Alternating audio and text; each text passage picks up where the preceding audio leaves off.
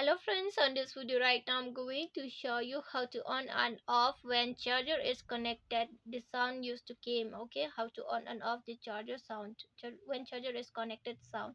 So friends, before we continue this video, do not forget to like the video and subscribe to the channel. Okay, so let's start the video. Here you have to move on setting. Okay, the first step is to move on setting, and secondly you have to move on sound and vibration. Okay, so tap on the sound and vibration.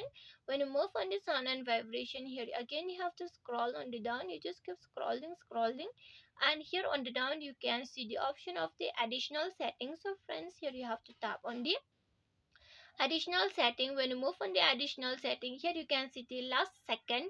You can see play sound when charger is connected.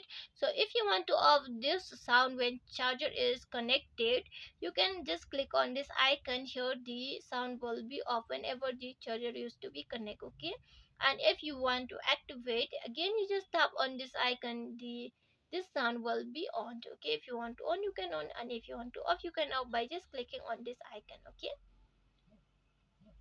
so friends, hope you loved the video, and if you loved the video, like the video, share the video, and subscribe to the channel. Friends, thanks for watching. Bye.